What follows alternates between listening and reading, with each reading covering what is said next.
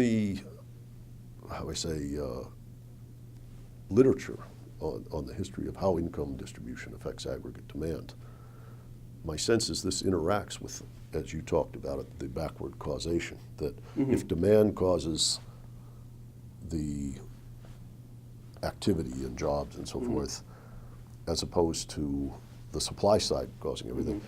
In the supply side model, you wouldn't care about income distribution because everything would just add up to full employment. Yeah, everything's fine and everybody's paid have, what they deserve. And right.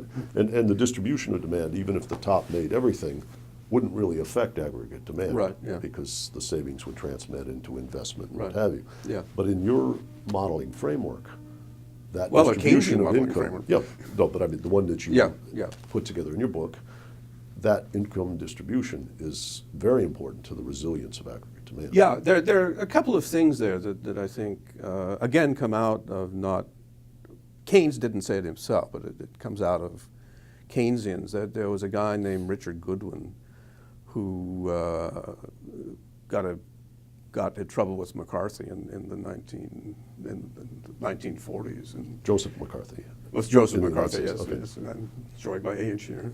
And so anyway, he ended up moving to Cambridge, England, where he constructed a model of cyclical growth, which is sort of very strongly influenced by Marx as well.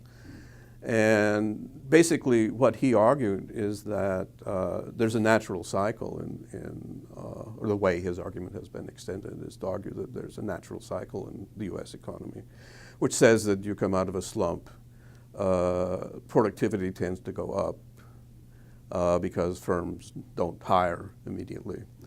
And then this productivity increase feeds into profits, which is supposed to feed into an increase in investment. And that's one of the factors that tends to pull the American economy at least out of a recession. Now we're seeing the shift toward profits in the present circumstances quite clearly, and there was a big productivity jump as usual coming out of the recession. But so far that hasn't gone very strongly into investment demand, and maybe it's because American firms feel they don't have to invest in this country if they can outsource things. Foreign direct investment rather than domestic right. investment. Yeah. So that's one factor which is sort of holding back the recovery. A second factor is that there was another guy, Wynne Godley, whom I already mentioned, who extended Keynesian accounting to worry about how income and expenditure balance across sectors. That is, for the entire economy, income has to equal expenditure. That was Keynes's postulate. But for any institutional sector, so to speak, investment can exceed saving, or income can exceed expenditure. So that sector is borrowing.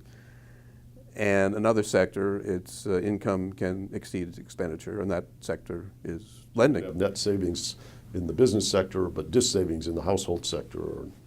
Yeah, but what happens in all previous cycles, if you sort of apply a framework that was designed by Godley, is that what's led the economy out of a recession has been an upswing in household net borrowing.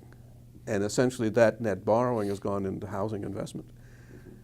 And with housing investment dead in the water at this point in time, that impetus will not be. That impetus will not be there. That reminds me of Richard Kuh's work on balance sheet recessions, where the overhang upon the downturn in the household sector leads people just to want to retire debt, not to use new money at the margin to enliven the real economy. Yeah, right. Well, that's the other side of the coin I was talking about, basically. And,